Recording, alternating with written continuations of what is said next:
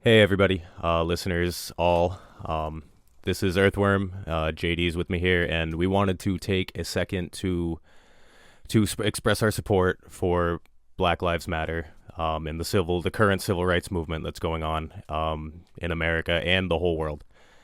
Now, that being said, we are two white men from a rural ass state in the United States. Yes, we are. Yes, we are. So, we're not out here trying to act like we know what we're talking about. The only thing that we know is the things that our black brothers and sisters have told us. You know, the stories that we've heard, and nothing's right going on right now. No, Let's just put it that way. The world is in a bad place, but I'm happy to see that everybody, maybe not everybody, but the majority of people are out there fighting for what's right.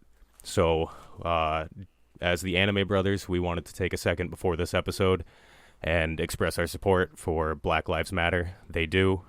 The fact that we have to support you. Absolutely. 100%. I think the fact that we have to just ask for their lives to matter is, I think that's not enough, but that's where we're at right now. So I want to excuse my voice. I was out in the streets yesterday screaming in solidarity with everybody. I'm not going to lie to you. It sounds more sexy. Good. Just saying. Good. So that being said, if you have any questions about what's going on, I wouldn't say reach out to us, honestly. I'd say reach out to a leader in the black community, someone that actually can give you some true information and from firsthand experience. That you're in. So please educate yourself. Don't do anything to discredit this movement, please. And we support you. We support you with all of our hearts. Please, if you need a safe space, I know we usually say come on the Discord and talk about anime, but if you need to reach out to somebody, JD and I, we're here. We're always here. Again, we can't give commentary necessarily on what's going on, but we can be a voice, not a voice, but we can be an ear to listen and a shoulder to lean on. That being said, we hope that for the next hour and a half, you can put everything that's going on in the world aside and just enjoy some guys talking about anime. Thank you for listening. Thank you, everybody out there on the streets and making your voice heard. That being said, let's roll the intro music. Here we go.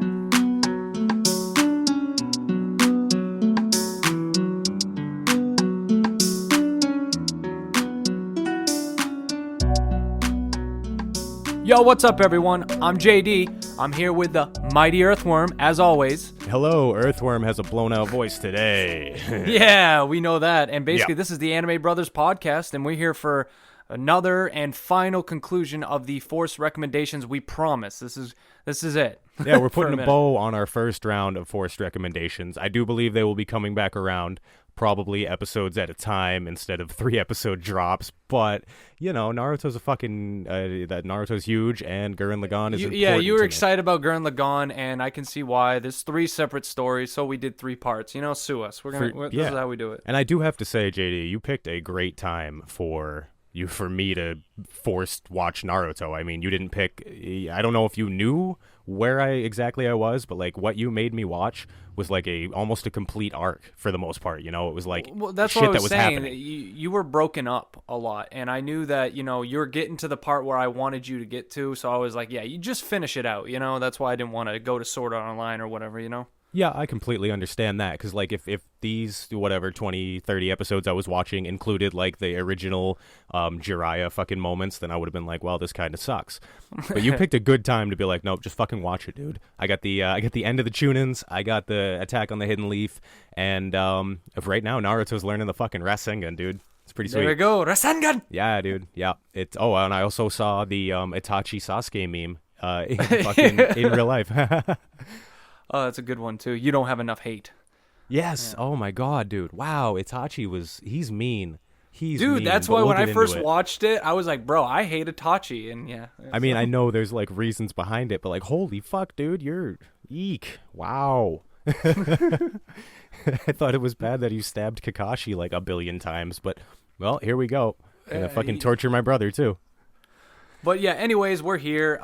It's another week. It's been let's not lie. We've already said it in the disclaimer, but it's been a fucked up couple of weeks, months, shit like that. So Yeah, without a doubt. A lot doubt. of things going on. But really, we're here. We're trying to keep up with the anime. We got a lot of things going on. Everyone's got busy lives. I'll be honest with you. I know I've told JD, but I'll be honest with the listeners. Other than the Naruto I've watched, my time has been spent researching and looking at social media and, well, being generally angry. So, not that I necessarily, I don't condone just being angry all the time, but that, in case anybody was wondering, that's where I'm coming from with all this. That's where my time has been spent. Yeah, and no one would, judge you for it. I mean, it's expected, man. Yeah. I get it. Definitely. I would hope so. But anyway, we don't, again, we said it. We don't want to get too much into that because we don't have the perspective. But anyway, we're here for fucking anime right now, right here. And yeah, so JD, same with me, huh? You haven't really watched anything? Well, I did. I was doing on the side. I was watching. I'm still trying to, because I had to push through the Gurren Lagann because we are talking about it. But I have watched a couple more episodes of My Hero. I'm still in season 3, but I finally have seen more of the villains, like the crazy villain that falls in love with Deku. I believe the blonde one. I forgot her name. Oh, I have no idea, but she's sexy as hell. She is. I'm not gonna lie. She basically, I met the guy that is, I think, going to be, instead of all for one, it's one for all, like the opposite guy that makes his muscles huge. And he just showed up and had a killer ass fight with Deku. I'm not going to lie, that was one of the best moments I've seen so far in the show. Wow, Deku holding his own against the big bad. Good for him. You could call it holding? I don't know. Oh, he didn't die, I'm sure. So I'm not going to lie to you as of now, because I listen to other podcasters. I do listen to certain people, and they're all like, Deku isn't really that good. I don't know. Right now, I find him a pretty well protagonist, but hey, maybe more is to come. But as of now, man, I'm watching it, and he is everything I like in a protagonist, and he does not.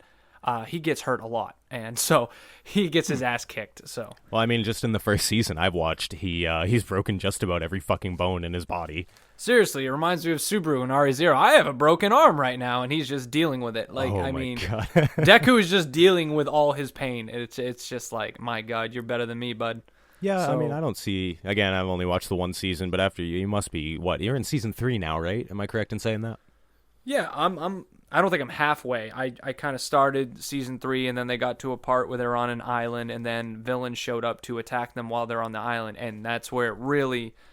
I stop at certain points where I'm like, oh, this is about to get good, and I'd rather watch the good parts in bulk. Yep, that makes sense. But because I have Gurren Lagann, the new job, stuff going on at the house, it's just you try to do it as best. But now Gurren Lagann's out the window, and we are free to continue on the journey. So hell yes, and that's something I want to bring up too. Is everybody talks about hype and how that can really ruin a show. And it can really turn people off and shit. But people have to be aware of negative hype as well. A lot of times people and I'll say it, Sword Art Online isn't as bad as everybody makes it seem. Yeah, 100%. I'll always defend it. Once 2, 3, up to 10 people start being like, this is an absolute shit show, it almost becomes the popular consensus. It's easier to follow when everyone else starts shitting on it and you're just joining in on the shit fest. It's just the same thing as My Hero actual good hype, where it's this is the best show ever made. I mean, I highly doubt that, but I also highly doubt that Deku's the most trash protagonist ever. But again, I'm sure somebody could sit me down and fucking explain it to me. Yeah, I hear you. Yeah, these are the things we can have arguments about, and have discussions about, and have it be fun. Yeah, but either way, I mean, I'm hoping that you'll start watching eventually. I'm not rushing you there, but it'll get good. It's definitely good. And then I'm hoping to get a little insight here. After that, I will be trying to catch up with you, or I already am kind of caught up. But Attack on Titan, I think it's time we kind of push through that. Yeah, I think the hype beast has kind of died so far, and now we can watch the show without too many outside influences, hopefully. Yeah, exactly. Yeah, because I'm only three episodes in, but so far I think it's definitely somewhere in the middle. I get why everybody was super hyped. It's holy fuck, there's some really intense stuff going on right here, right now. And a we'll lot see of where it people goes. die too. So Yeah. I've definitely. I was talking to our buddy Robbie and his girlfriend the other day, and that's what they were saying. Like, don't get attached to too many people. I'm like, look, I know Aaron and Captain Levi, and I think Mikasa's still around for most of it. So, anybody else, I'm gonna tell them to fuck off. pretty much wave that emotion out there. Mm-hmm. Same thing with like if anybody out there decides to watch a Kame ga Kill, don't bother. Just watch it and expect everybody to fucking die. Literally, my favorite character. Once you get introduced to the group in a Kame ga Kill, there was a chick with like long purple hair and glasses. So it's like, okay, she's automatically my favorite. I don't even care. And she was like a nice, meek, mild, like quiet girl who's like super sweet. And I'm like, okay. Oh, right up your alley. There you go. Oh yeah. And within like 5 episodes, it's like, oh, so she was the first one to go. Spoiler alert. Sorry about that, but like I'm still upset. Maybe that's why I didn't like the show. You take away my waifu? You take away my waifu in season 1? Fuck you. Fuck you. Shout out to Shell. Shout out to Shell. Yeah, I'm pretty sure that was her name, Shell. Okay, I guess we really don't have too much else to touch on as far other than the forced recommendations. So you want to keep with tradition, start with Naruto? Yeah, that's what to start this bad boy off, bud. Fair enough. Well, I'm back on my bullshit, and I have written no notes down. Again. There we go. All off the cuff, baby. So where we left off last episode, the third Hokage had unfortunately just passed away after being 6 episodes. Yep, so after being tortured for 6 episodes. Excuse me, wow. Voice crack. And we got to see a glimpse of 2 of the members of the Akatsuki. Of course, if you're watching Naruto and have never heard of Naruto before, you don't know they're the Akatsuki. But yeah, you see Itachi, and who we come to find out is, what the fuck, Sharkman or something like that? Yeah, I think it's Kanamo or Kirano or it's something with a K. I know that, and there's an O at the end of it. He's the man with the giant ass like fish scale sword that doesn't stab or slice, but you pull it and it rips. It's like and it sucks up your chakra. I don't know if it told you that yet, but it might have glossed. It might have mentioned that real quick. Okay. I just remember him coming out, and I don't remember who he hit with it. Was it Shikimaru's teacher that he caught in the shoulder with it? Man, I forgot his name. Akuma.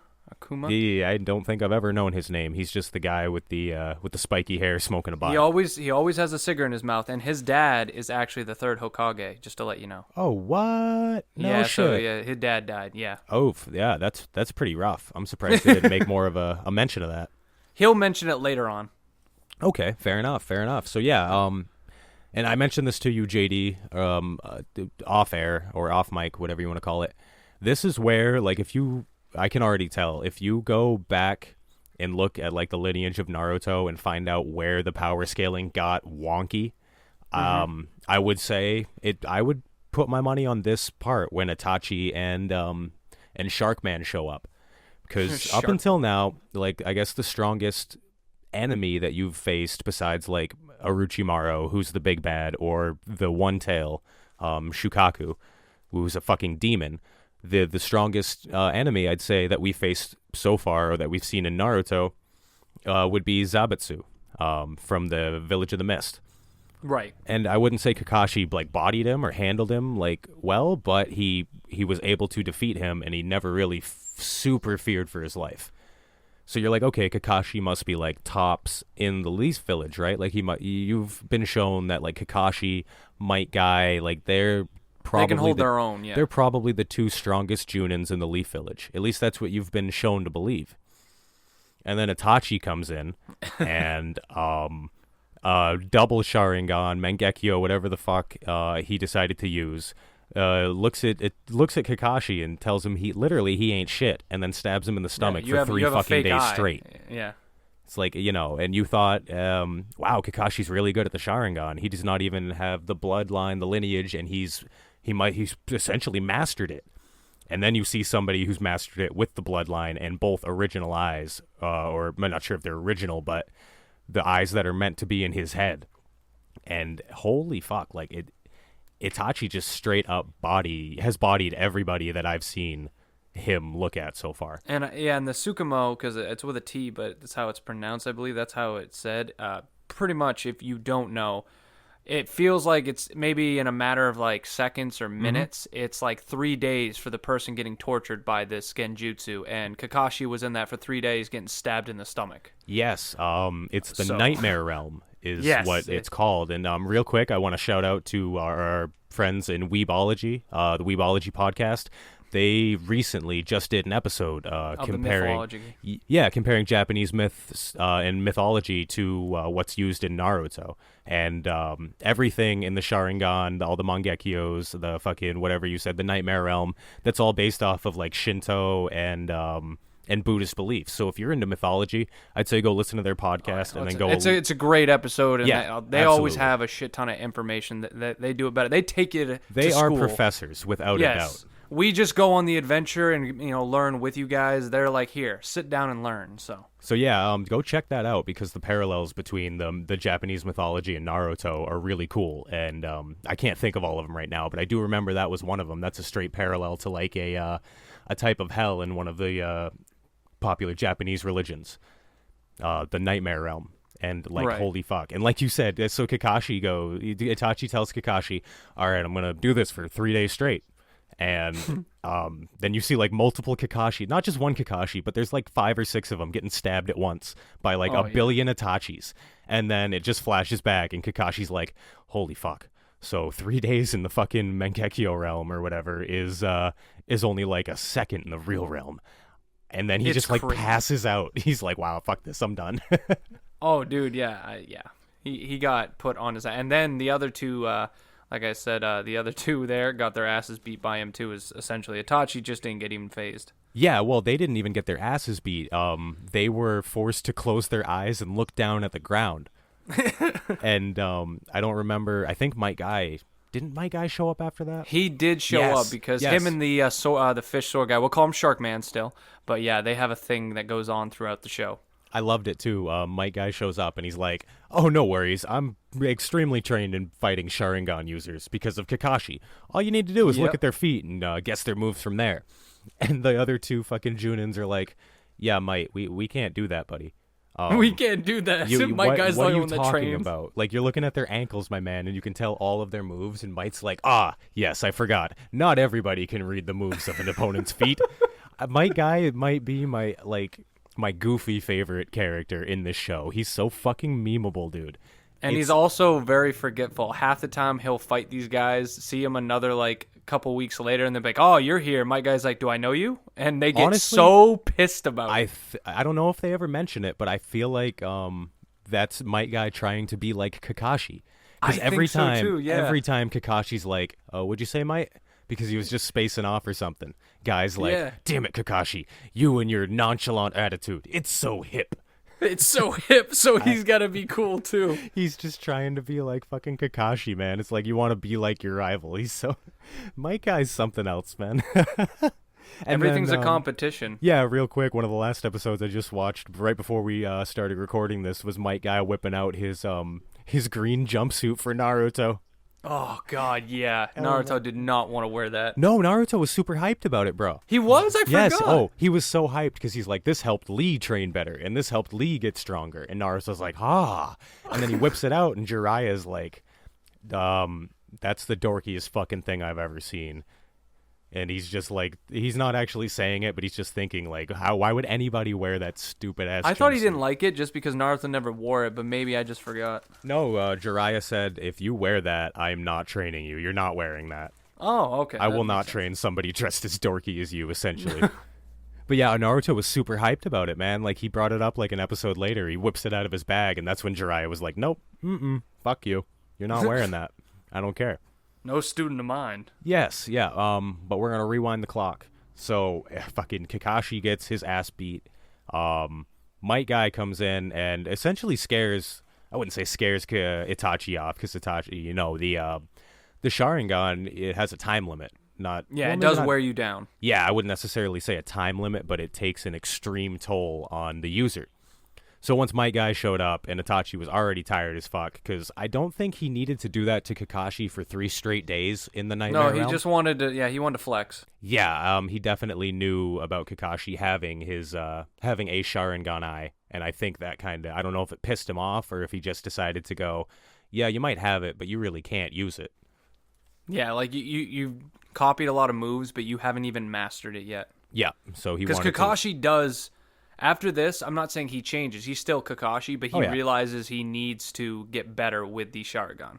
Oh, I have to imagine, because if you're already getting bodied, like, not even, he didn't even put up a fight. It wasn't even, there was nothing. Kakashi, all he did was get tortured. So if you're not going to get stronger from there, I can't imagine how you're going to keep up with the rest of these fucks.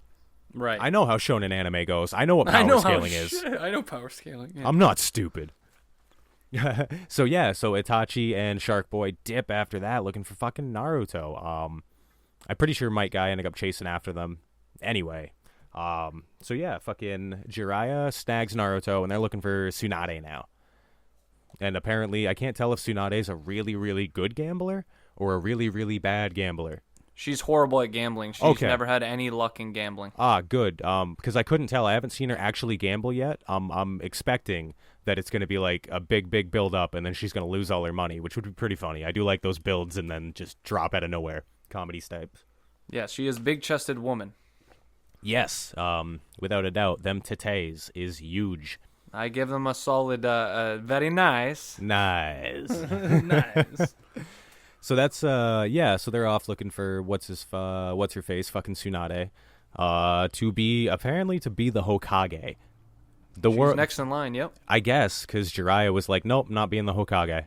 Now, they may have not told you, but also she has a heritage. She is the granddaughter of the first Hokage. So that's why she has the blood lineage. Well, she got them Hashirama cells, baby. She has them Hashirama cells. Yes, she does. We need them Hashirama cells out here. Yeah, so the Hidden Leaf Village just doesn't have a Hokage. I'm assuming they're just not going to have a Hokage for like 300 episodes. They're just going to kind of democracy this for a little while. I can't say anything. I don't know. You got to watch. They're trying to find Tsunade, like you said, that they're going to make her a Hokage. So I'm pretty sure I've heard Naruto referred to as the fifth Hokage. So unless somebody just took like an interim coach position as Hokage, and it's like, no, I don't technically count.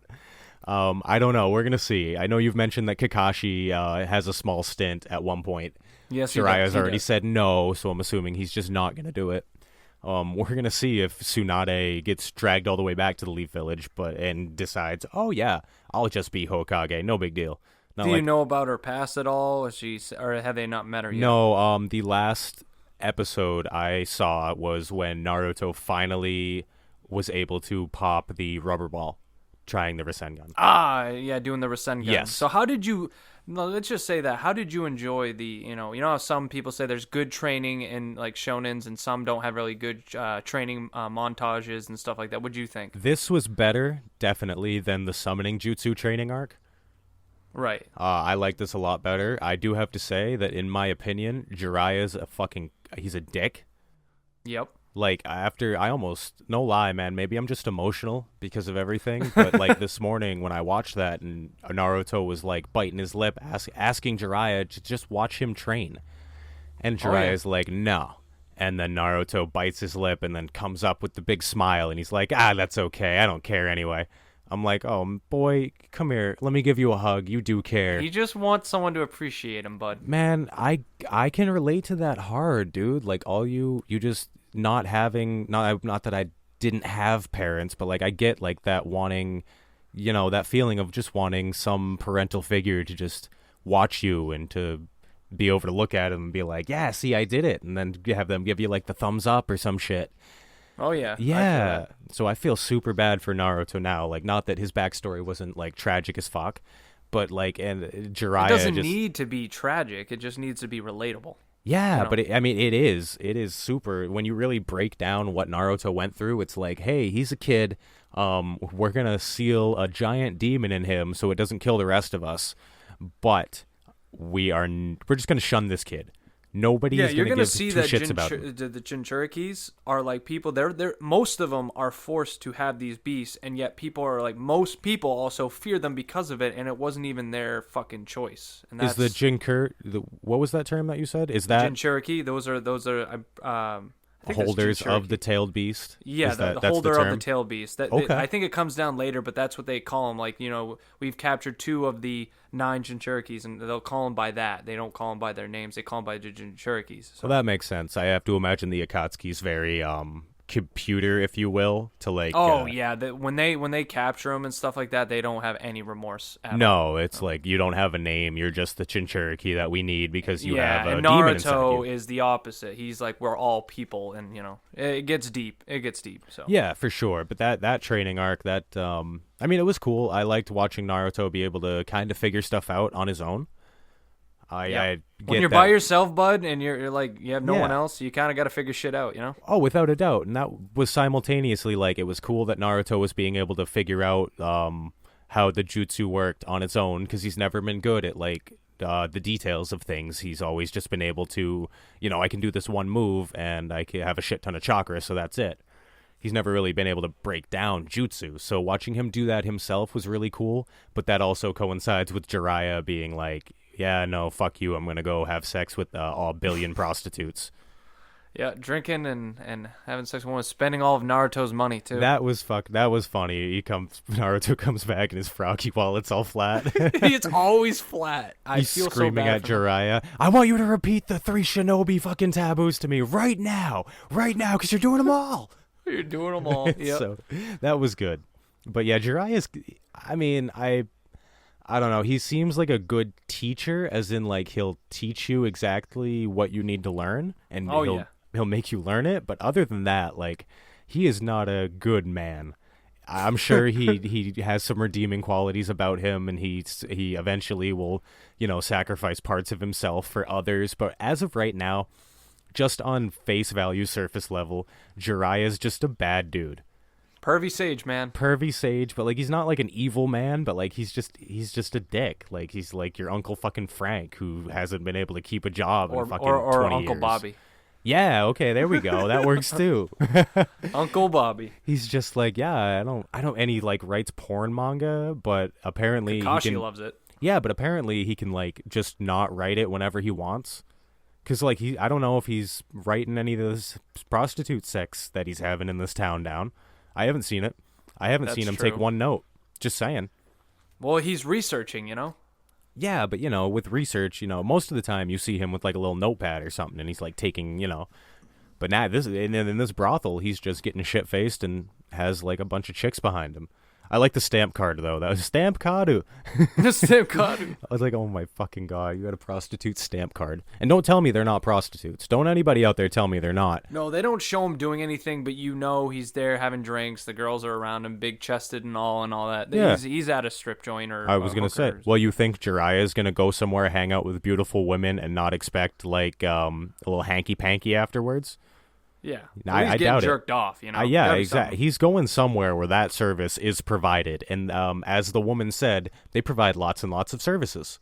The more services you get, the more services that are going to be allowed to you, and that's Jiraiya is an absolute pervert. It's ridiculous. So that being said, that was basically it, though. You're like still in the training part. He just popped the balloon, so that's where you ended. Yeah, he just popped the balloon with the Rasengan. So that was cool. I do want to jump back to the Akatsuki, though, because or at least the 2 members that we've seen, because that's what is really getting my jollies going for Naruto right now. Oh, yeah, I told you they're one of the greatest groups next to, like, Spider Troop and all that. I find them pretty cool. And especially, like, knowing that they're, I wouldn't say the big bad in Shippuden, but they take up, like, a fairly large chunk of Shippuden, and they're already showing up in episode 80-something of Naruto, the original. I have to imagine that this is going to be fairly deep, fairly convoluted. I hope they do it well.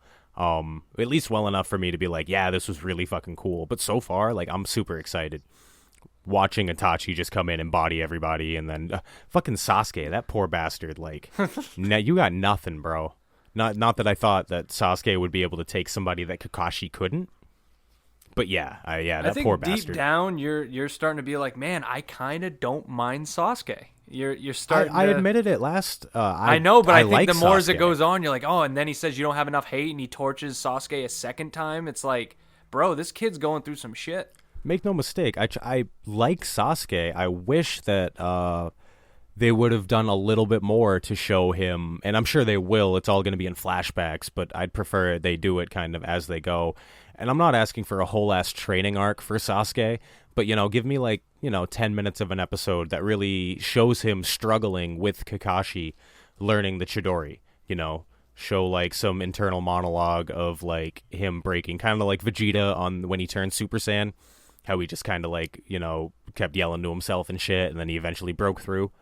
Something like that would have been nice, but I guess the only thing we really got was Sasuke and Gaara talking mad shit to each other.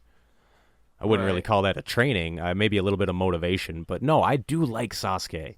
Even though it seems generic as fuck and he really hasn't done a whole lot yet to make me like him. Like, yeah, he's got a badass character design. He's pretty fucking powerful for being, I'm gonna call him a Chunin now. I think he's fucking earned it. Oh, yeah. Not that, like, he's officially a Chunin, but I'm gonna give it to him. So yeah, dude, I like Sasuke. Hate me. Come at me, bro. No, like I said, I always like Sasuke. I got a figure of him over there, a little pop figure, and I always like him. It's just other characters took the forefront because looking from the outside looking in, I was like, he's the coolest. But then watching it, I'm like, man, there's so many other characters that I find interesting. But Sasuke was always there. Yeah, I wouldn't put Sasuke like up in my most favorite or the most interesting characters, but like I have no problem watching Sasuke in the middle of a fight. Like that's very cool to me. I'm into it.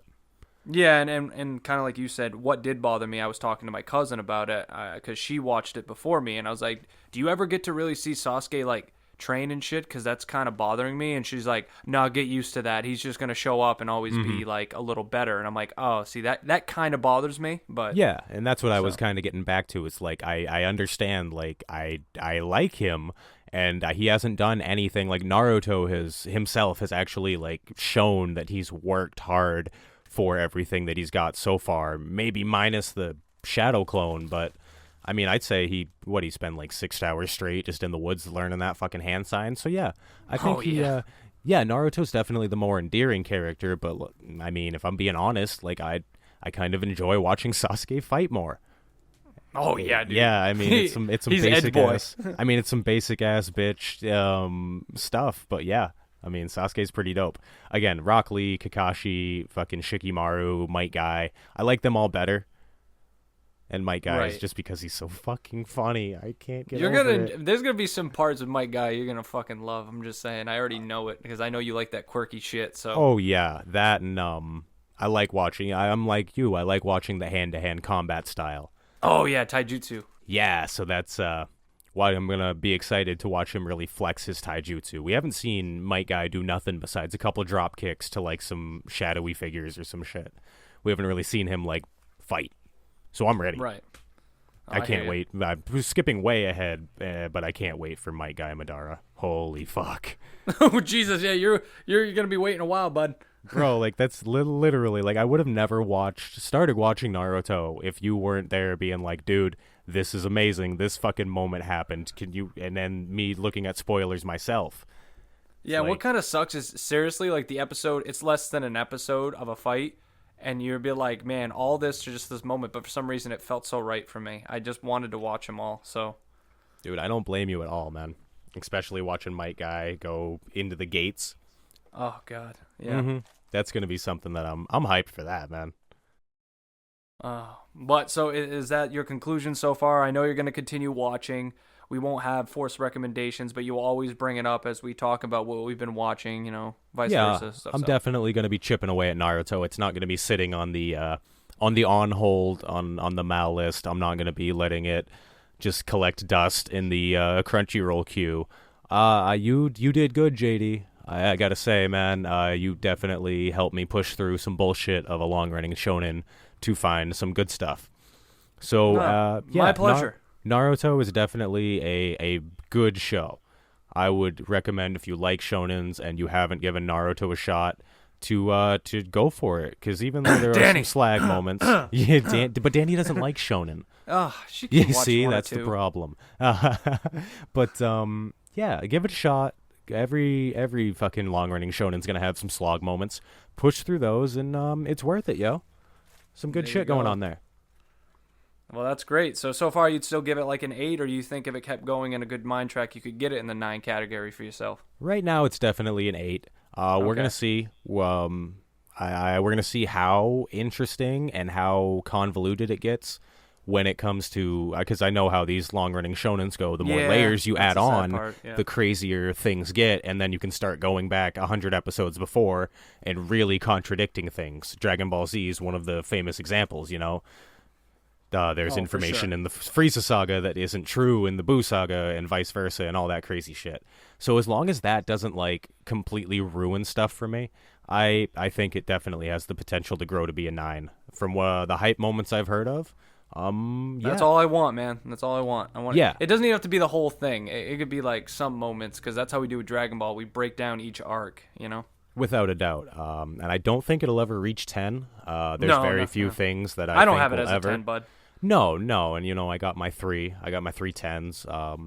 But I don't think it'll ever reach that. We'll see. There's definitely been some heartfelt moments, and that's an important thing to me. I like anime that brings emotions to a fairly real level. So we'll see. I'm excited to see Gaara come back. I don't know how or when. They've kind of just like shoot away the village in the sand. Also, Yeah. Kazekage's dead. I don't know if Yes, we touched on as I that, told but you, remember Kazekage's dead. Orochimaru actually killed him. Like, Yeah, betrayed him. Yeah. I figured he wasn't just like hiding away in some storehouse or something when Orochimaru showed up as him. But yeah, Yeah. no, he's dead. So we're gonna see. Maybe it'll turn a little bit more into feudal Japan type, or maybe we're kind of straying away from the warring nations, and it's about really strong guys fighting really strong guys. They can both be done really well. Who knows? I'm interested in both of them. I just don't want it to get to the point where it's like, okay, buddy, you need to fucking chill. And maybe Right. if it goes, again, fucking 500 episodes left minus filler that I gotta watch, something like that. At least that's what it feels like in my head. So Oh, there's there's going to be a lot of fillers. So that's why when you see the 500, just know that a good almost half of it is going to be gone. So Yeah, it's and really 250. Make no mistake. I know JD. I know you didn't watch the filler arcs. I will not be watching the entire ass arcs of filler, except the one. I heard there's one with like an ostrich and some shit. So I heard that's pretty funny. I might check that out. I think you might have the actually Ninja mentioned Ostrich, that to me. I didn't watch it. Am I wrong? Yeah, I didn't watch it, but the character shows up. So. Okay. So Ostrich Man sounds pretty funny, so I might watch that one if I'm bored. But no, If I you don't like plan. comedy, then yeah. I don't plan on actually watching all 500 episodes of Naruto Shippuden.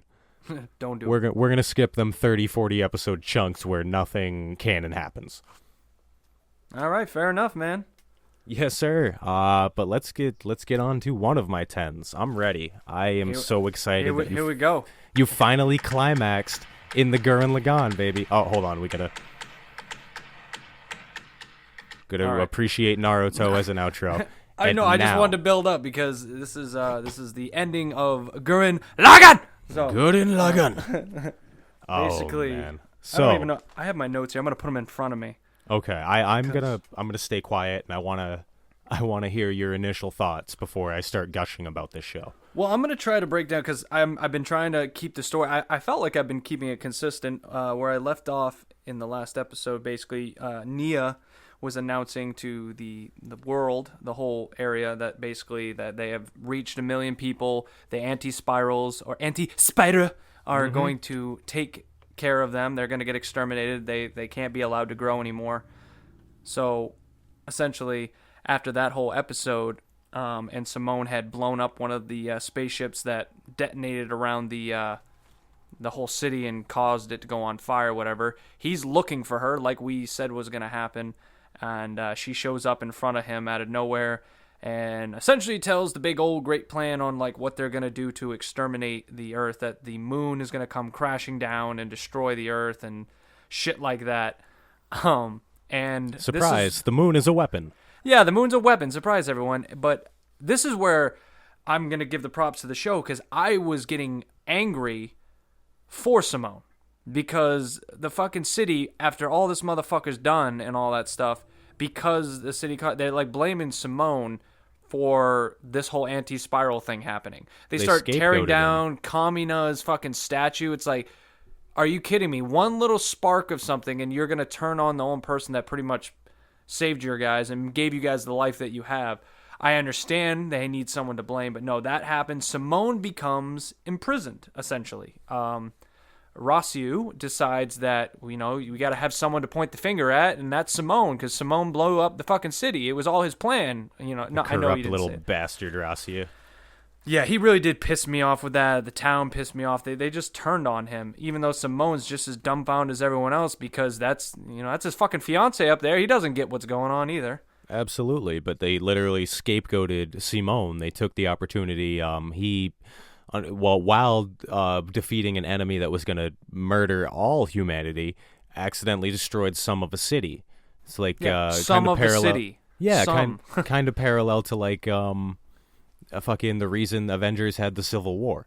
Exactly. No, and that's what's great about it, because there has to be consequences.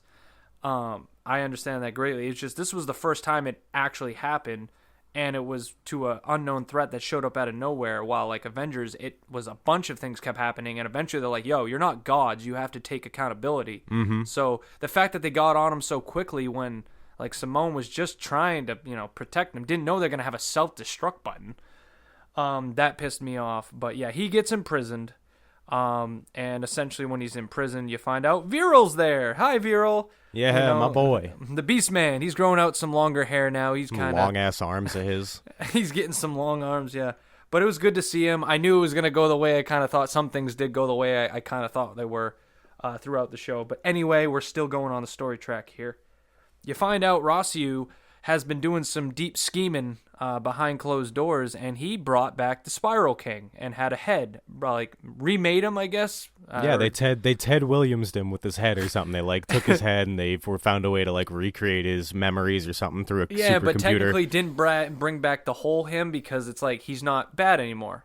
Well, Surprise, everyone. He wasn't really that bad. No, they took away his like animosity or some part of emotion, and they left him as only a head, I believe, so he couldn't like fight anybody or anything like that. No, but he ends up being a pretty great help. I'm not gonna lie. Yeah, no, Spiral King shows up in the end.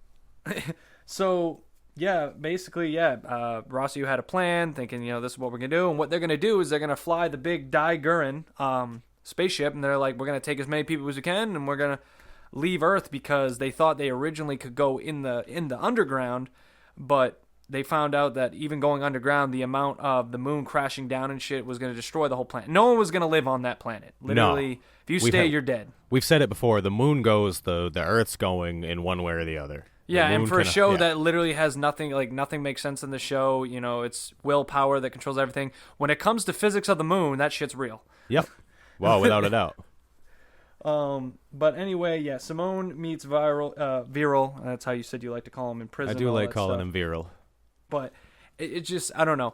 Like I said, the show had a very good thing, because like I knew I was going to not like Rossiu and the way he was. And then Viral, you can see that even though he was still he was fighting Simone in the prison and all that stuff, and he still hated him in a way, you could see that he was bothered about Kamina dying and being embarrassed all the time and stuff like that. And eventually, they basically, I don't think they break out of prison, but Yoko shows up.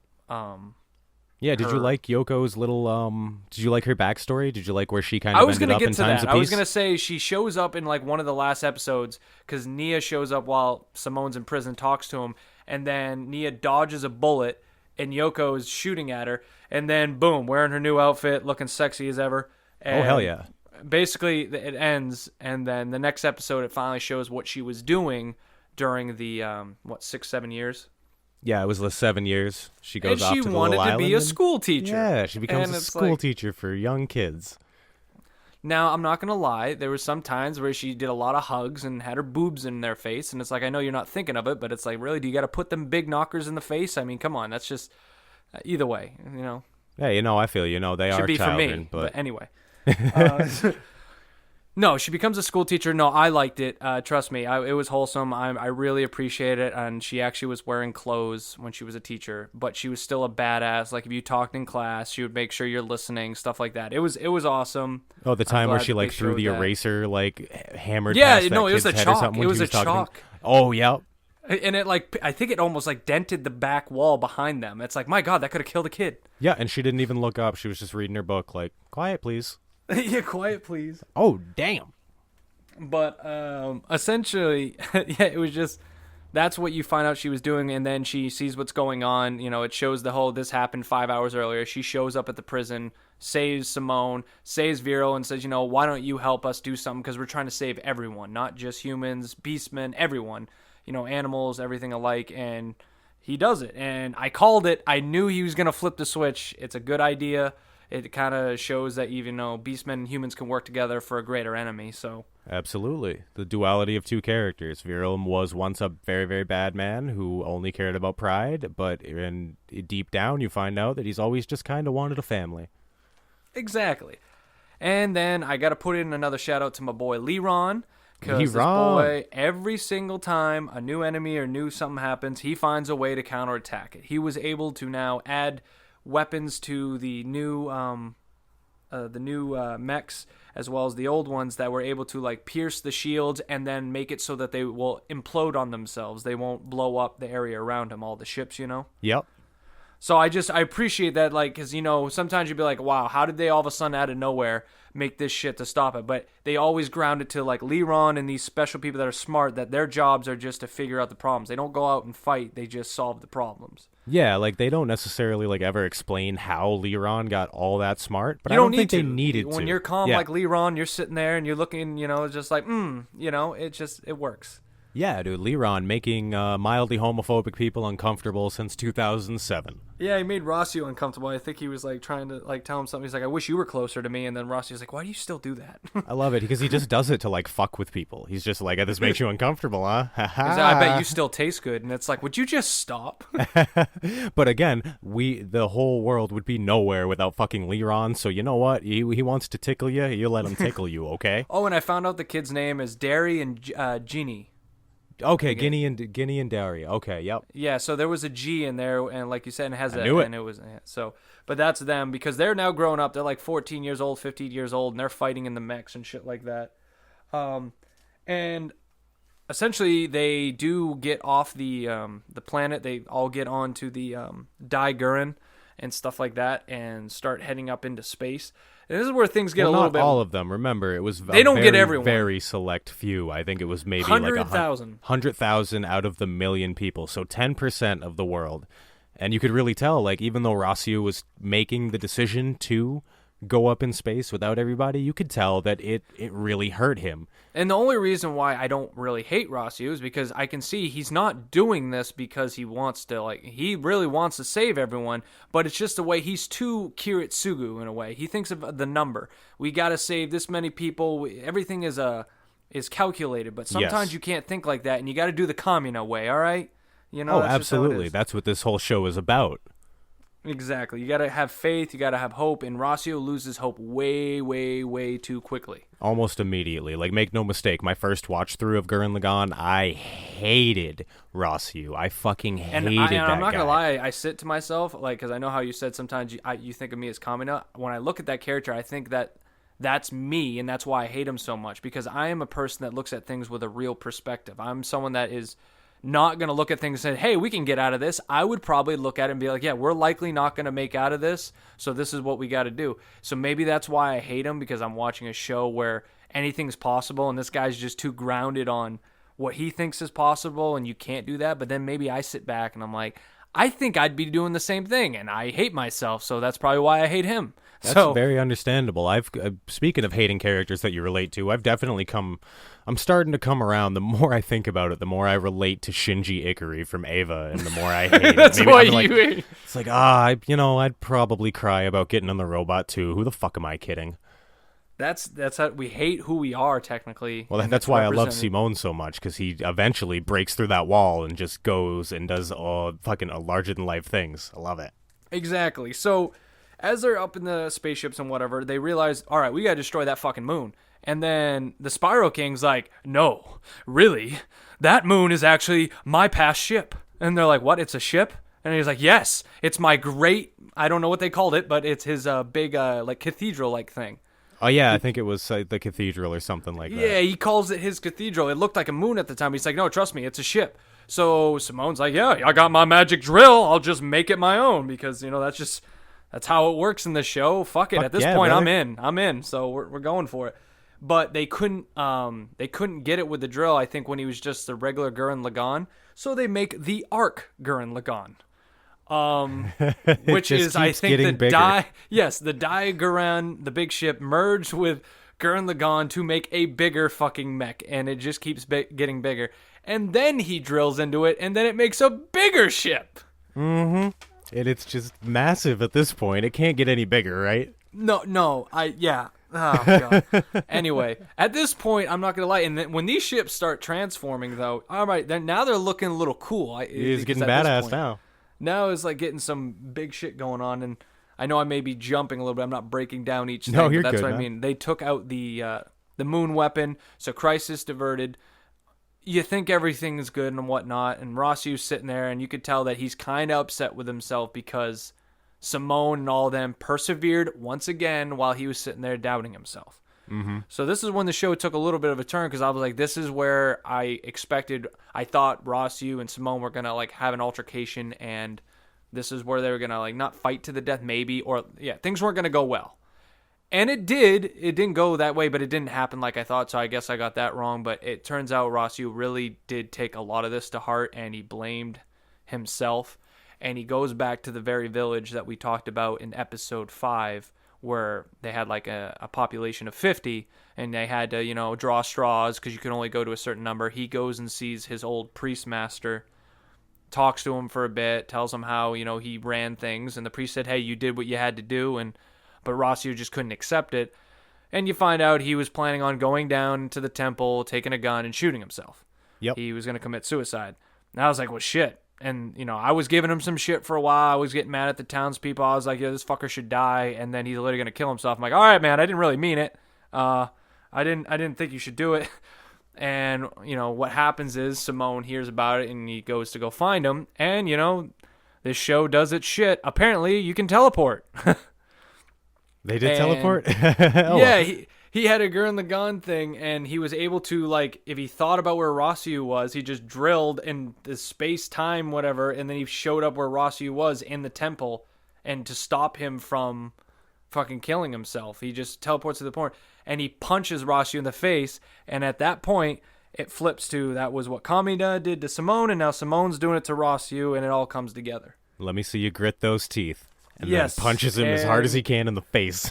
Yeah, basically, I put that down there. I'm like, episode 23, Simone became Kamina and Rossyu became Simone. Grit those teeth. It's just, I'm not going to lie, that's the shit that I do appreciate, because that happens all in a lot of the shows that I like. If they have these foreshadowing and then they bring shit back and they make sure it just ties it all together, that's really well storytelling. It's just really well done. That's why I love this show so much, man. You think it's just big wonky robot battles, and then when you really look at it, you're like, wow. Well, like I said, I kind of hate that he was able to teleport. It's not to great. Save Rossyu, and it's like, this is what I mean. It's like, you give me such a great impact, story, characters, and then you come out with these. It's shonen, I get it, but it's like, god damn, I don't know if I like it sometimes, but then I do. That is worse than shonen. I won't even argue this. I won't just being able to like teleport through the power of spiral power. I mean, granted, spiral power could do just about everything until now. Better than most power, I guess. Kick Nen out there. Let's just have spiral power. But yeah, you want to talk about OP power systems? Spiral power is fucking one of them. I'm bringing that up. I'm not gonna lie. That is an OP power system right there. Fuck yeah, buddy. So I'm guessing that bothered you too, kind of, the whole teleporting thing. I mean, at that time, no. I was already so deep into what was going on that any of the little crazy wonky things that it's like, I don't even care, man. Like, whatever. I was so busy being mad at Rossyu and just like, I was so into that fucking world that. Did you want him dead? I didn't want him to like actually kill himself, no. But yeah, I mean, for a while, I was like, you're a piece of shit, you're scum, I thought he was abusing his power. But the scene that really makes you realize that it hurts him is when it was the middle black sister, the one that he ended up marrying, with the glasses. Yeah. I believe she walks in on him just absolutely bawling his eyes out when he had in his office. imprisoned Simone. Yep, he was just, he almost couldn't deal with the emotions. And it's like, wow, you aren't abusing your power just to abuse it. You're actually trying to do the right thing, and it's hurting you. And that's that you why have when to everyone says you Simone. don't feel anything, he's just sitting there and he has no emotion. He's just keeping it all in his head. Yeah, he had to be the cold, calculated one. He thought he had to be the cold, calculated one to save the world, to save Yeah. humanity. So I do have respect for Rossiu more so now, after I've watched it a couple times.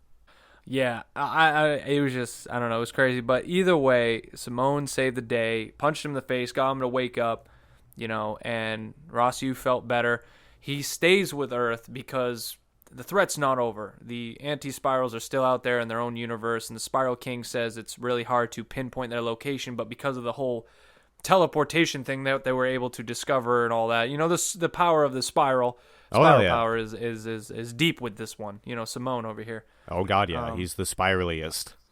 The spiraliest. The spiraliest.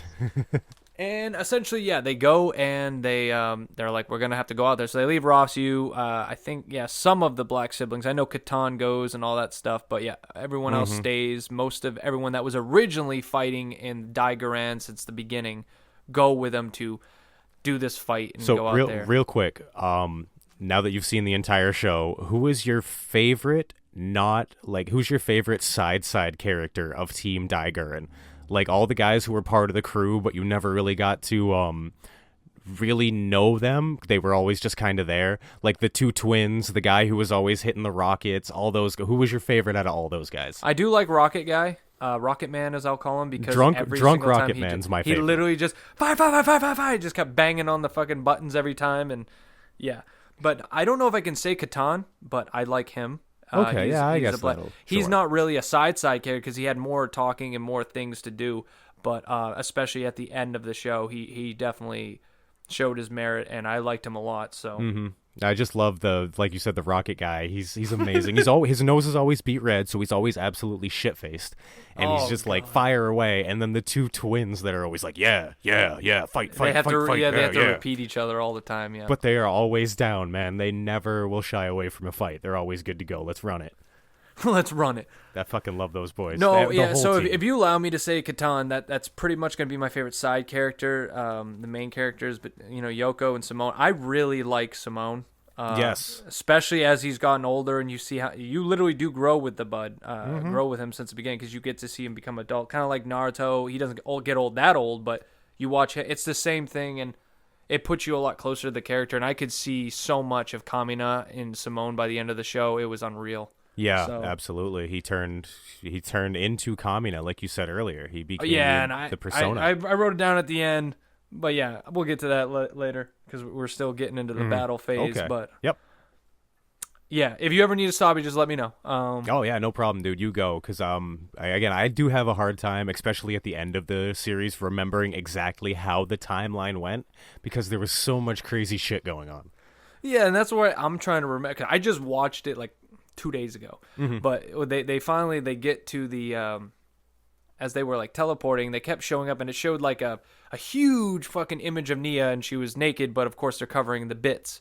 But it showed her being like held captive, and telling Nia's like, you could see that there was still the human side of her, the one that knows that Simone actually cares for her and that she cares about them and all that stuff, but she's kind of being held hostage by the anti-spirals because she's still got the coding in her.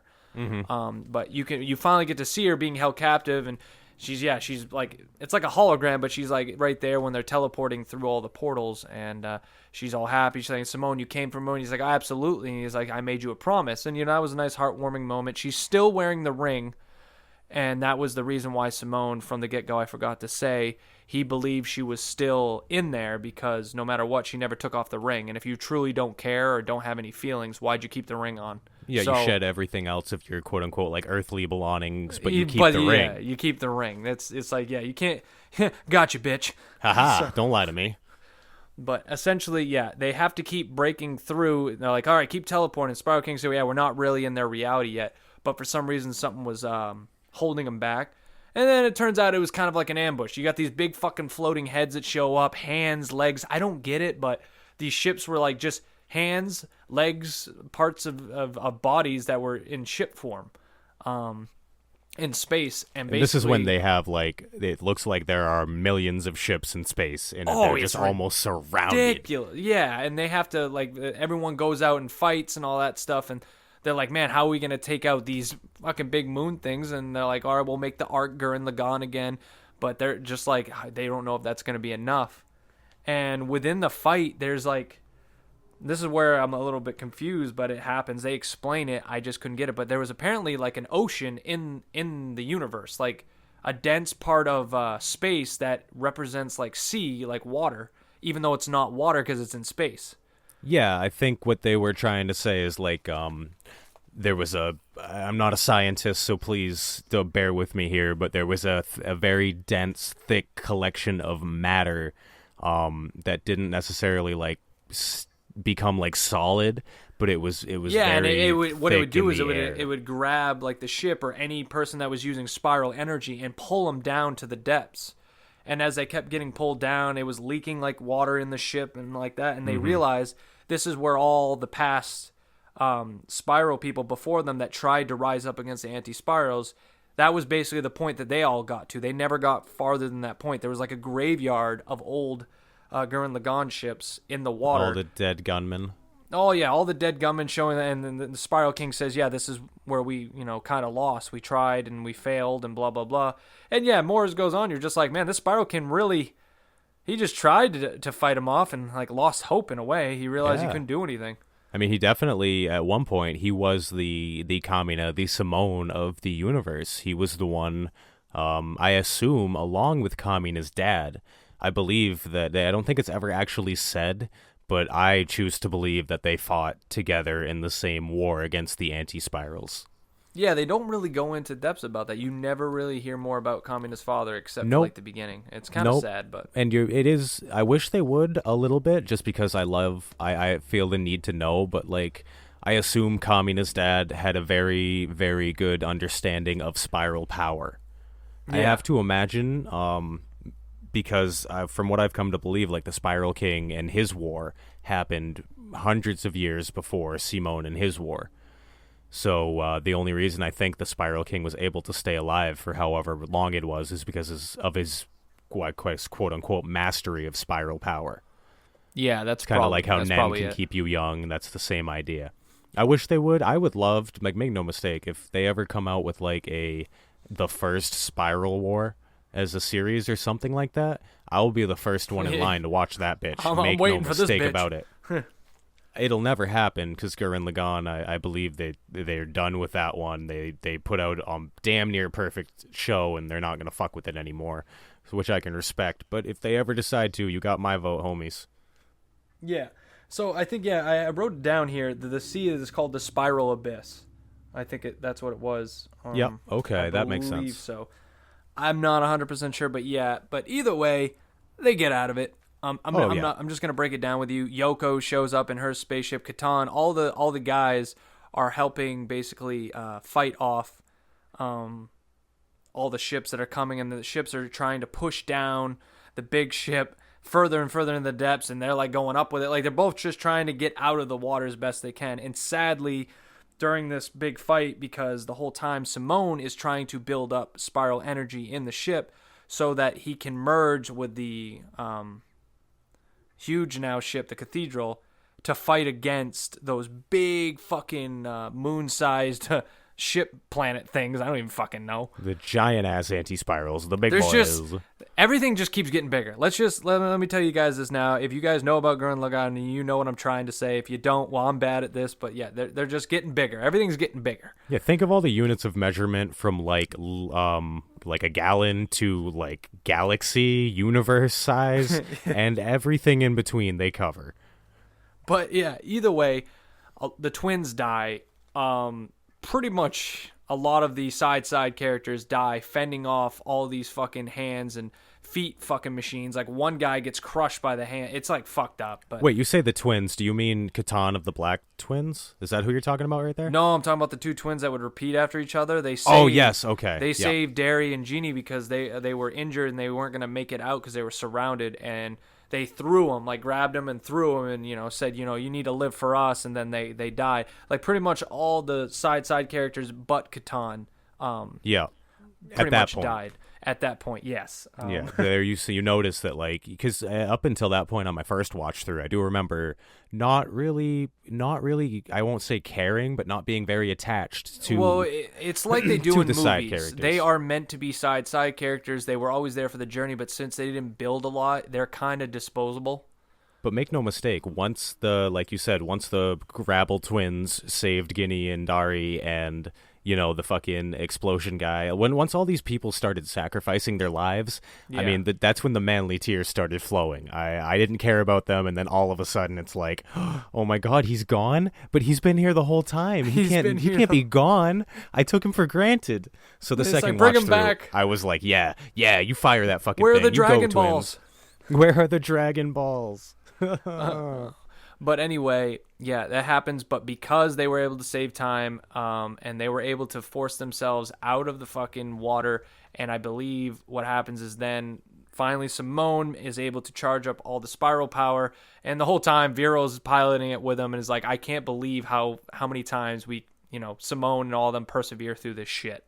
It's to 100 times every time. Yeah, though he's on their side, he's still kind of like, all right, this is fucking ridiculous, you know. And I think it too, but at this point, like you said, yeah, you're going through this whole battle. You're like, all right, anything can happen. Let's just accept it. And yeah. Basically, they make a huge fucking ship, or mech thing, and then the fucking moon fucking planet anti-spirals are like, you fuckers, and then they start grabbing planets and shit. And they start chucking them with their big hands at the fucking mech. It's like, oh my god, dude. Like, what the fuck's going on over here? I love it. And then they collide, I think. They both, like, because he does the Giga Drill, I believe. Is that what it's called? Giga Drill? Giga Drill break, yep. Yeah, Giga Drill break. And I think he smashes through one, and then there was another one, stuff like that. But they got through it. Like, literally, they all got fucked up. And after that happened, basically, the Spiral King said, you're now able to go to their actual realm, there's no more false like readings, you can get to the right spot you're supposed to be, because they took all of them out, they got rid of the ambush, they made it through, they lost a lot of people, but sacrifices, definitely sacrifices for days. But what happened, which I lost it maybe because I looked down on my phone real quick, but then in the middle of the travel to the final universe, like the spot they had to be, they get stuck in a trance, I think it is. Yeah, so I'm not exactly sure what, like, the detail-wise what happened, but I do know that the anti-spirals put them in, like, you're right, like a dream state almost, some sort of trance. They, like, took like a them, genjutsu. Yeah, very similar to the Nightmare Realm almost, except this was supposed to be peaceful, so they would just, kind of fall into it and accept it, and I think that's... again, anybody can correct me if I'm wrong, but I believe that is what the actual anti-spirals are, because they're the hive mind, they are the collective consciousness. They're trying to make it so that people don't get bigger than they're supposed to be, get stronger than they're supposed to, and destroy the whole universe itself. Yes. They think they are the protectors. Yeah, so I believe with their original, because all the anti-spirals were originally spiral beings until they renounced their spiral power. Exactly. Essentially. So what they were trying to do to all the people in Team Gurren is they were trying to get them to fall into that acceptance of falling into your consciousness and being okay with not being an active member of, not being active in your own life and just essentially dreaming for the rest of it. Unfortunately, this kind of backfires on the anti-spirals. Yeah, because, like Simone was seeing Kamina again, and for some reason I thought for a split second it was a flashback. I'm like, oh, we're going to see a flashback, but then Kamina was acting different than Kamina I knew. It showed, like, Yoko going through her shit and all that. Like, everyone was seeing their own little vision and all that stuff. Vero, and, it was just weird, but the only ones that weren't affected were Buta, the little rodent, yep, and the Spiral King head. And basically you finally get to see an anti-spiral, like how they look, which is kind of weird. It's like a hand-drawn like person that's black with just kind of reminds me of the guy on Full Metal Alchemist, the god like person. Yeah, when God came out of the moon or whatever, how he looked. Yeah. I mean, I don't know. He was kind of weird, but yeah, he was basically saying, their consciousness is mine, and this is what happens, blah, blah, blah. They're at peace and whatnot. And you find out Buta is a human. Yeah, see, I was telling you. I know I was telling you about that at some point. Yeah, he uses his spiral powers, and out of nowhere, he starts talking. And it's like, who the fuck are you? And then the Spiral King's like, yes, so you turned yourself into a rodent. And that's really hard to do. And it's like, yes, Spiral King, just please explain to me why this happened, because this show at this point is all over the place. But god damn it, just keep telling me, because I'm sticking with it. Yeah, well, then that explains why Buta is so protective over Simone and Kamina. And he's finally able to talk. He says, I'm not going to let you hurt Simone. It's like he's obviously very protective of Simone. Yeah, and again, if you watch the first scene of the show where it shows Kamina's father being ready to attack all the ships around him, Buta is the guy that's like, there's a fuck ton of ships outside. What are we going to do, sir? Yeah. And then apparently he must have turned himself into a rodent and just hung out until... And apparently that's hard to do, so props to him. I have to imagine it's really fucking hard to do. But worst case, what the anti-Spiral said, it's great that you show resolve, but you're stupid to become human form, because after that, he gets tranced. So it really didn't do anything to help. What really saves everyone is what? The power of will! Simone! Here he is again! But this time, I didn't have any complaints. No, and I remember, too, is like I said, it backfired. They thought they're trying to show you the most beautiful things in your head and make you want to come to somewhere that you're not. And with showing them Kamina, with showing Simone Kamina. Yeah, even I was like, this isn't Kamina. Effect. Yeah. Nope, it had the opposite effect. It was like, this is my bro. He wouldn't want me to just sit back and take this. He'd be the one screaming, let's kick the shit out of these boys. Let's go. Yeah, you basically see that like they got caught in the dream sequence, and Kamina keeps bowing and saying, I'm sorry, and telling Simone, you need to apologize. We'll figure out something later, but you just need to accept things and blah, blah, blah. And then Simone's thinking about it, and then he hears the other Kamina behind him, and then you get to see the Kamina we all got to see, pretty much no shirt, wearing the cape, got the sword, looking badass, and he's like basically like, do you really want to follow that Kamina, or do you want to, you know which one's the real, essentially saying which one's the real one, and there's like a moment and all that stuff where they were talking, and he's like, because at this point Simone now, it like flashes from him being a kid, but now it brings him back to him being an adult. And you can see him all tall, and he's standing next to Kamina, and Kamina's like, hey, when'd you get taller than me? And it's just a little moment. Oh, man, it's heartfelt, where they're just kind of shooting the shit with each other. It's, damn. See, that was the moment where I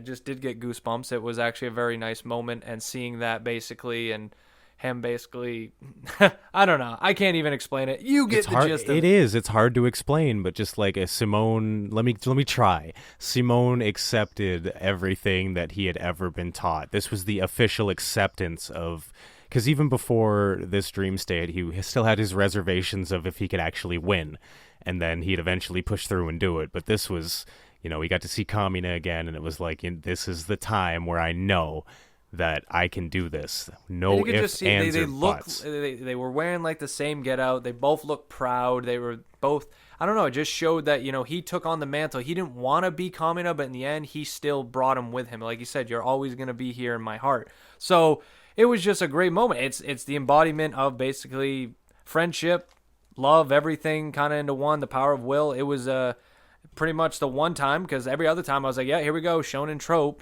fucking Simone coming through everything. But this time, I fucking accepted it. Yes. So, yeah, damn right you did. And then everyone follows suit. Everyone saw his shooting star when he was like getting out of the dream state. Yoko saw it, which I wish she would have had more of a moment with Kamina, because she definitely connected with him. Oh, yeah. But either way, he didn't have to say much. He just looked at her, gave I think it was, I don't know, he had a chest in his hand or something like that. He was holding something. I don't remember. I don't remember mirror. Right now. Oh yeah, a mirror, because she looked in the mirror and saw her actual self, because she was being someone she wasn't in the dream state. Mm-hmm. And he said, you know what I got to do and all that stuff. And I think it's just that she said, don't forget me. And that was it. And then she left. They all followed Simone, bursted out of the fucking dream state, and met the anti-spirals in their home world finally. I gotta say real quick, though, I think Viral's little dream realization might have been my favorite. Dude, he actually had a family and shit. That's the thing. It's like I got they were some trying. thunder outside. Don't know if you heard that, but fuck. Ooh, no, I didn't hear it where I am. But it's loud. Ooh, Thor is angry. Thor was very angry. No, Viral, man, like, you find out that he's not just this crazy proud warrior type, but what he really wants in his heart of hearts is to have a wife and a kid and have people who he can truly care about and who truly care about him. And the moment where he sees the shooting star and makes the remark something along the lines of, well, this was nice, but I got somewhere else I got to be. Yeah. And it's, any character who's willing to sacrifice whatever they've wanted most in their life, because even if it might not have been real, it felt real enough to count for Viral. Exactly. And a little fun fact, I didn't say it, but Beastmen cannot have kids, so that's why he had that dream sequence. Okay, I don't remember that little detail, but thank you for that. Makes sense. Yeah, I wrote it down because that's a big thing. I was like, shit, because they're like, how did they make more Beastmen? They're all created from the Spiral King. Spiral King. That makes sense. Boy just couldn't be alone for 1,000 years, I guess. No, he could not. But anyway, they bust out of the dream state, and this is the time, man. This is the final battle. Oh, yeah, and this is when shit goes down. Basically, they transform, and then the anti-Spiral is like, you know what? Let's fight you in the same form, and this is how you want to die. This is how you're going to die. And they both make... Yeah, and they make the fucking mechs with fucking the spiral energy, different flames. One's green, one's purple. And that's where I was like, all right. And they actually start kind of fist fighting in the fucking mechs. So yes. I was down for this fight. I write down right here. Here it is. Ending battle. 100% universe fight. Love it. So hell yeah, that was good. Yeah. Did you like the Galaxy Shuriken as much as I did? Okay, the Galaxy Shuriken, I kind of laugh because he literally picks up a galaxy and throws it like it's a shuriken. I don't think that's how it works. No, I don't think you can. I don't know if you can, but again, he's bigger than a galaxy, so we have no idea. Bigger than a galaxy. And then he took 2 planets, merged the planets, and created a fucking Big Bang. That's what they said essentially. And then they're like Leron's, and they're like, yeah, he created a Big Bang. If that hits us, we're gone. And it's like, you can do that. Yeah, you're damn right. This is Gurren Lagann. You can do anything. Grab 2 planets, merge them, and it's a black hole. Yeah, and they start chucking shit. Essentially, while they're fighting, Earth's able to watch it because they make themselves get closer to Earth's universe so they can see it up in the sky. They almost project it in the sky. Yeah, imagine you're just sitting there. I'm having a barbecue. You know, what's up, Earth? What are you doing? Oh, I'm going to do this. And you look up, and there's a fucking raging battle, and if they lose, you're going to die soon. So... Either way, it was crazy. Yeah, they had a huge, ginormous. Well, you battle. can't live in fear, JD. Okay. If I saw that, what can I do? I mean, you can't live in. You can't be scared of it. You just gotta go on with your life, JD. You gotta go on with your life. Either way, yeah, they had a big universe battle, like really big. Yeah, and yeah, I think they did finally do the. It was another Giga Drill, I believe. I'm trying to remember if it was a Giga Drill. Yeah, the Giga Drill is the spirit bomb, except it actually works.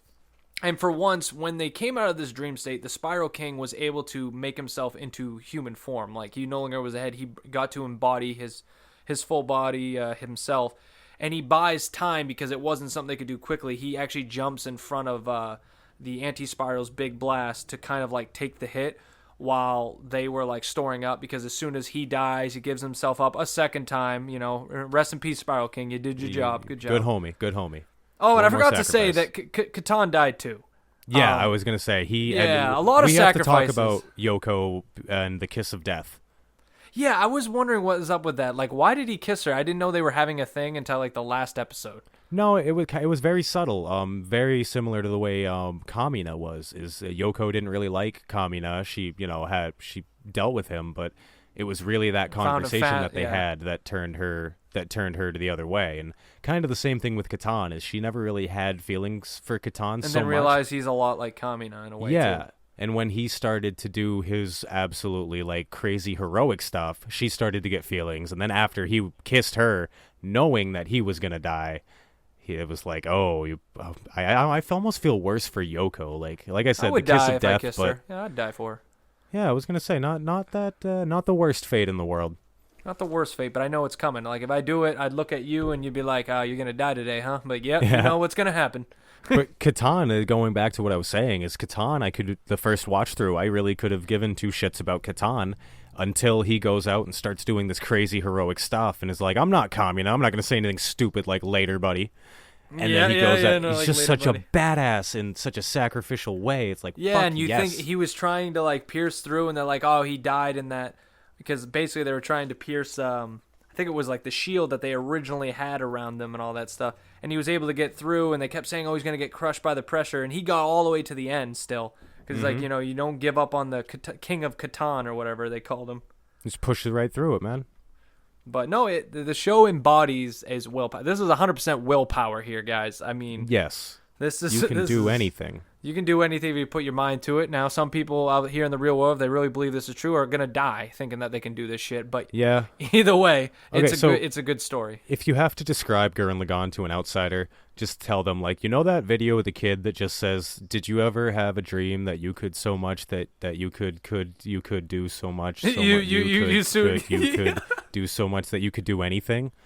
Yeah, that's pretty much what Gurren Lagann is. It's like anything you want. I forgot buddy. about that, and then you kept going. I'm like, oh, I remember now. And he just keeps going, and it keeps getting more ridiculous, but you love every second of it. That's a very good parallel.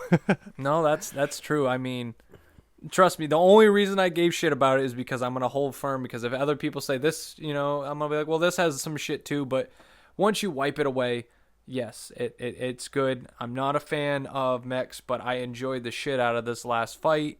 It was good. Everything was good. I did enjoy it. And, you know, spoiler alert. I mean, it's not really a spoiler, but they do prevail. After all the sacrifices and the time bide, and they use the power of all their friends and will and shit like that, they literally obliterate the whole city of anti-spirals, because essentially it was weird. They, like, their city was on top of the mech, like a head, basically on top of the mech, and it was an orb looking thing, and that was the whole city of anti-spirals, and they obliterated that thing. So they're gone.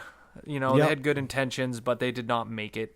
No, I mean, the anti-spirals were coming from a fairly good place, but I did love what Simone said afterwards, is when they're like, well, what are you going to do? You're going to destroy the universe. And he said, you know, something along the lines of, so what if we have the power? I have faith in my fellow human. I have faith in my fellow spiral user, whatever. Yeah, you're not going to give up on them. That we're going to be smart enough to stop before we need to. And whether you want to say that's a true thing in the world that we live in, it's a it's a really cool belief to have, that you have that much belief in your fellow person. Oh, without a doubt, man. Yeah, and I also like his glasses. They turn into like the amazing stars. Glasses. He puts on the glasses. They grow out larger, and then they go up on the top. Like it's upgraded 2.0. Simone out here looking like a champ. I need to get me a pair of those. Yep, the crazy fucking 18-point star glasses. Yeah, it's wonderful, man. There's nothing in Gurren Lagann that's normal. I'll say that. Yeah, but either way, the fight ends. It was, you know, a lot of people did die, but, you know, a lot of the main characters like Yoko and Simone, all that stuff. Rossyu grows old. They come on. Oh, yeah, Rossyu, the fucking guy that shoots cannons all the time. He lived. Oh, you know? he guy did was live. drunk. Yeah, because he was in the big ship the whole time. That's why he never had his own gunman. Yeah, but Vero, in the end fight, he's actually in one of... Vero lives, too. Yeah, I was going to say, it shows him at the end where the next time skip after the big battle, it shows him as like commander of the military or something. Oh yeah, they're seeing the galaxy and shit like that. Yep. I liked that too, having that 10 minutes maybe of showing how everybody ended up after the finish of the Spiral War. Now, the one sad part is that there was a wedding after this all ended, and they finally were able to get back to the normal lives. Nia and Simone were finally able to do their whole wedding. It didn't make me sad because it caught me off guard. Like I've always said, Nia didn't really hit me as much as many of the other characters. She was there to give hope, like you said, but I never found her character that fascinating. She was always near the end, as you knew, a damsel in distress. But basically, she does die, and that caught me off guard. I didn't think of it, but then when they say that she was pretty much made of anti-spiral, you know, energy and shit, so when you get rid of them, she was going to die too. And they're like, it's amazing that she even lasted this long, but she wanted to be able to at least marry Simone and do that. And, you know, Simone said he would never forget her. And unlike Kamina, where he took it hard the first time, he was able to accept Nia's death, which was, it shows a lot. I mean, sad for Simone, but, you know, it shows how well he's grown. Yeah, he's grown a lot. Doing shit. Oh my God. This character... Simone's a really well-done protagonist, I'm not going to lie. I feel like we should all strive to be like Simone ends up to be. Yeah, and I'm still to this. I'm glad you. I know you. I think it was a side character. So that's why you brought up Kamina. I'm just so surprised you never talk about Simone before this. As much as now I'm watching, it's like I am surprised you never mention him a lot because he's a pretty good character. I mention Simona all the time. I don't mention Kamina a lot, if I'm being honest. Simone is really? Simone's my guy. Kamina's like the beacon of hope and the beacon of we can do anything. But Simone really took those teachings and embodied them and really put them into action. Gotcha. Yes. All right. I don't know. Maybe I'm just remembering the side characters where you did talk about Kamina. I don't. You might. I don't remember. But either way, I like them both. But yes, Simone I relate to more because he came from a place of unconfidence. I feel you. If that's unconfidence isn't. But a yeah, word. so Nia dead. And like so I did said, you hate that? Yeah. Because a lot of people absolutely hate that as an ending. They take it and they just kind of throw the rest of the show out with it. Well, it's like you've had this whole show where kind of nothing makes sense and accept it, and now they're like, she was an anti-spiral, so technically if you kill everyone else, she should die. And it's like you could have maybe let them get away with that so they could be together. Like, come on, I don't even think they got to fuck. I'm not lying. I'm not trying to be rude here, but it's like, come on. You think they waited until marriage? Yes. I don't think so. Especially how Nia is. I don't think so. Oh, Nia? She didn't even know what marriage was. You think this woman's like, yeah, why don't you just fuck me right here? No, Nia's a freak, okay? Nia was not a freak. Yoko is a freak. Trust me. The quiet ones are always freaky. Yeah, okay. Coming from experience there, Earthworm? Yeah, I'm quiet as fuck, and I love things. I love being tied up and shit. I'm not quiet as fuck, and I love things too. Well, I'm glad that you didn't hate that part of the ending. I actually enjoyed it because it did bring a... I don't know, man. I've watched a lot of shows where people have died at the last part of the movie show, like especially Cowboy Bebop, and then it's it. That's the end of the show. Oh, fucking when someone spoil dies. Cowboy Bebop for me.